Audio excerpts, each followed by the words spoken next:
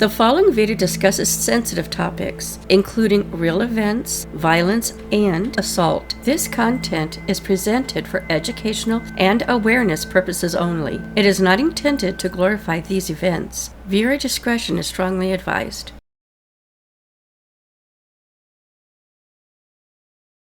So that's paperwork that's saying you gotta give up custody of your kid? Harmony. No, just being served it. So you're gonna have to produce where all that, where your daughter's at.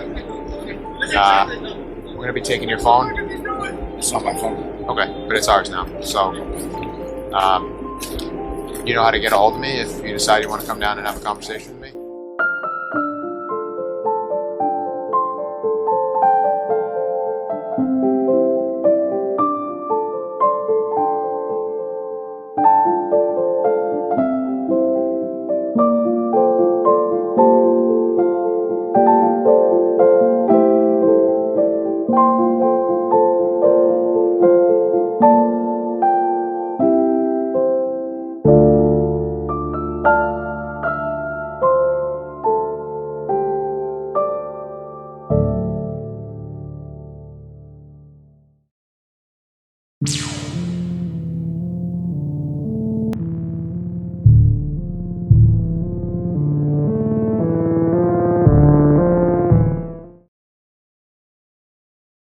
A child's laughter should echo throughout the years, not fade into silence. Harmony Montgomery's name is now etched into one of the most heartbreaking cases of child neglect and system failure in America. She was bright, she was intelligent, and she was deeply loved by many and failed by others. This is not just a story of a missing little girl. This is a story of how love and warning signs were overlooked, and how the community now demands answers. And we do too.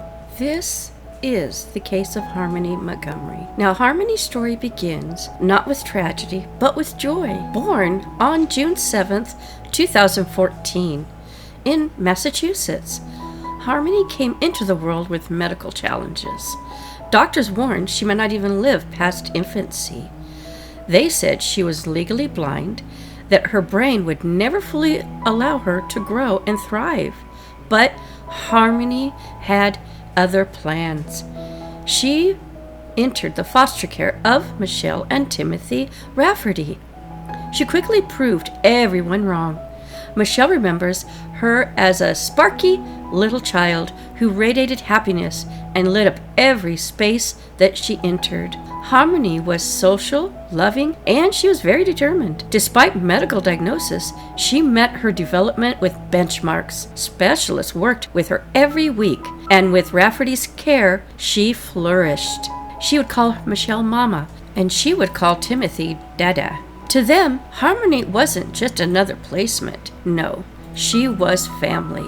But foster care is rarely simple. Harmony's life became a back and forth between her foster family and her biological mother, Crystal. Crystal, a recovering addict, has been candid about her struggles. She lost custody of Harmony during some of the darkest years. She also never stopped loving her daughter, even to this day. When Crystal regained custody in 2016, she described Harmony as smart, rambunctious, and mature beyond her age. By 2 years old, she could tell you her life story. She was excited to be a big sister and a proud she shed diapers, declaring herself a big girl. But as the years unfolded, custody shifted again. By 2019, Harmony was placed with her father, Adam Montgomery, in Manchester, New Hampshire. Now, this tragic decision would change everything. Now, at first, Crystal tried to stay connected. She visited Adam's home twice and spoke briefly with Harmony over FaceTime. But Adam controlled access. He wouldn't give her his phone number. He wouldn't show her Harmony's room. Communication was limited, secretive, and uneasy. Meanwhile, disturbing, huge red flags began to surface. Adam's uncle, Kevin Montgomery, recalled seeing Harmony with a black eye. Adam brushed it off at first with an excuse, but Kevin later admitted Adam did tell him. "I bashed her around the fucking house," he said. Friends and acquaintances noticed injuries. Excuses changed. Soccer accidents. Oh, rough play. But the bruises still remained.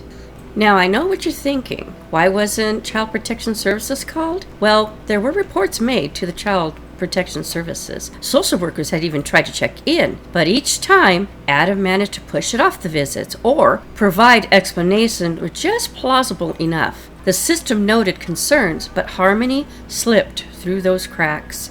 The full reality didn't come out until years later, through the testimony of Kayla Montgomery, Adam's new wife. At first, Kayla lied to authorities, telling them that Harmony had been safely returned to her mother, which, like I said, was a lie. She later admitted that she did lie out of fear, though. Fear of Adam's rage and control. Her testimony painted a chilling picture.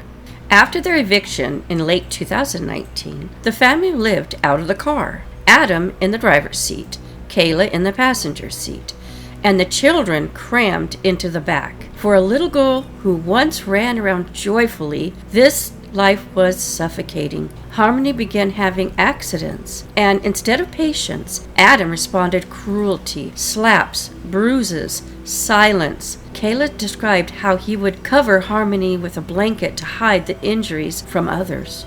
It was a life of secrecy and terror. By December 2019, the timeline becomes fractured. Family members and witnesses described Adam and Kayla with their 2 sons, but Harmony was increasingly absent. Neighbors and co-workers, and even friends who provided shelter noticed the same thing. Harmony was not there. Excuses had started piling up. She was with her mother. Oh, she's elsewhere. But none of it was true. Crystal begged for answers. She called, messaged, and pleaded with Adam, with his relatives, with anyone who might help and hear her. She contacted child services. She spoke with the police. She even reached out to the mayor. No one listened closely enough to her. It wasn't until late 2021, nearly 2 years later, that Crystal's persistence forced the case back into the light. Authorities began a full investigation, and the truth started to unravel. So, just so I'm clear, so you're telling me that Crystal picked up Harmony 2 years ago on Thanksgiving time? Yeah. With some other guy? Yeah. Guy or girl? I assume it was a guy. And that was the last of it? Yeah. Dude, if my kid was missing for fucking 2 years, like, I'd be the first one to start kicking doors down. Up until right now, I had no idea she was missing. So you didn't do anything wrong. If you're telling me that she's in your custody, there's paperwork that says she's supposed to be in your custody, right? She's not supposed to be in mom's custody, right? Could be in mom's custody. She's not in mom's custody. Because I talked to her. So that's paperwork that's saying you gotta give up custody of your kid? Harmony. I have to sign this. No, just being served it. So you're gonna have to produce where all that, where your daughter's at. We're gonna be taking your phone. It's on my phone. Okay, but it's ours now. So, you know how to get a hold of me if you decide you want to come down and have a conversation with me. But I think you need to do the right thing and kind of have more of a conversation with me. So we're gonna figure this out one way or another. It's not going away.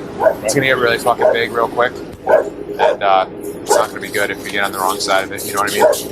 So we've gone down this road before. Yep. You know how to get a hold of me, all right? You're free to go. I'll take that. Yeah. Thanks, man.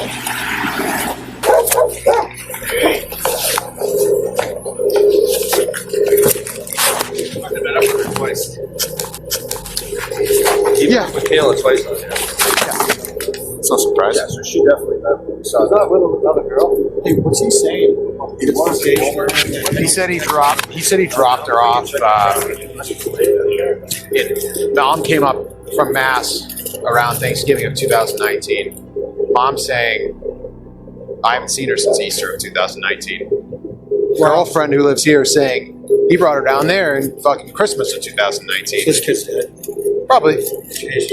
That or they ditched him with a relative somewhere. They just don't want to give her up so the mom doesn't get custody. But, nobody's been concerned enough for this long, besides mom, who's It's been kind of, like, what, 2 fucking years? yeah. Jesus Christ. I think the fall of 2019 was the last time anybody had like eyes on this kid. Okay. But the kid was 5, Right. so barely old enough to be in school. So I Yeah. mean, if you think about it, if a kid doesn't go into school, there's like no way of really tracking Right. kids. That's They what I just was kinda asking. fall I was through like, how the come there's cracks. nothing? There's no record in So- school for this. Yeah, The kid was probably right at that age where this is his phone. It's a Wi-Fi only phone, so that's his phone. probably his or the new girlfriend. So Well, that's good. she wanted a lawyer. She did, Yeah, but everything's okay. right. She'll, the thing is, you hope she comes in for like a proffer or something like that, if that's what she decides to do. So He's such a fucking scumbag, man. I dealt with him earlier this year at the hospital. Effort to find a 7-year-old New Hampshire girl missing since October of 2019. But it wasn't until last week that Manchester police learned about the case of Harmony Montgomery. Her father and stepmother are both facing charges in the case, although not directly related to the little girl's disappearance. It breaks my heart to see that. Manchester, New Hampshire residents are troubled and saddened over the disappearance of 7-year-old Harmony Montgomery. On Saturday, Manchester police and other law enforcement returned to 77 Guilford Street to look for clues of her whereabouts. This is the last place where Harmony was known to live. The part that gets me is 2 years. I mean, what happened to DCYF and all this, they were supposed to be taken care of, Harmony's father and his wife, who is not her biological mother, were both arrested this week. Neither person has been charged directly with Harmony's disappearance. The urgent search to find a missing 7-year-old, last seen in New Hampshire 2 years ago. Quite frankly, enough is enough. This is a 7-year-old girl. Let's find her, all right? Let's come together as a community and do the right thing. For us to have a 2-year delay, all right, that is extremely concerning. The moment the Manchester Police Department became aware of this, right, the moment we became aware of this, this became a priority 1 for the Juvenile Division. Blonde-haired, blue-eyed Harmony is 7 years old now. She's expected to be about 4 feet tall, and she wears glasses. She was last seen when Manchester police responded to a house call back in October of 2019. As far as they know, the last place she was in school was in Massachusetts. So what's happened in the last 2 years? Fair question, all right? That's why I'm here today, because we need assistance, we need help. The courtroom became the place where Harmony's absence could no longer be ignored. With no luck and no solid leads, the reward in the search for a little girl in New Hampshire is now $100,000. Manchester police and the FBI have been searching for Harmony Montgomery, the 7-year-old last seen 2 years ago, but only reported missing 2 weeks ago. Police were at the home where Harmony last lived over the past couple of days, searching in the backyard. Her father, who was legally in charge of caring for her, has been arrested and was charged with endangering the welfare of a child and assault, but he has not explained where she might be. Police say donations from people and businesses across the country have helped them increase that reward. Witnesses after witnesses had testified. Kevin Montgomery spoke about Adam's confession to hitting Harmony. Nurses and specialists confirmed Harmony's earlier health and well-being. Neighbors and acquaintances described the bruises, the secrecy, and the paranoia Adam carried. Kayla Montgomery, now under oath, revealed the abuse, the lies, and the cover-ups she once participated in out of fear.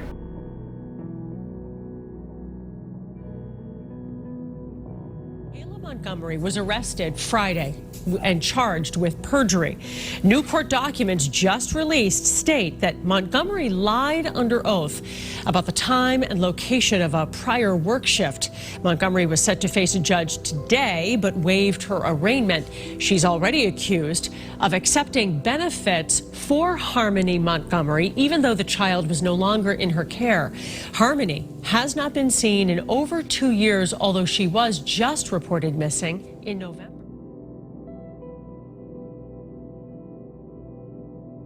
The evidence painted a consistent, heartbreaking picture. Harmony hadn't simply disappeared, she had been silenced for good. Adam faced multiple charges, including second-degree murder. His defense argued that there was no direct eyewitnesses, but the judge denied the motion to dismiss. The weight of testimony, the pattern of lies, and the forensic evidence was enough. At sentencing, the judge's words carried the weight of the grieving community. The judge said, "The crimes you have committed and the harm you have caused cannot be overstated. You took a human life, and you did so in the most callous and heartless of ways."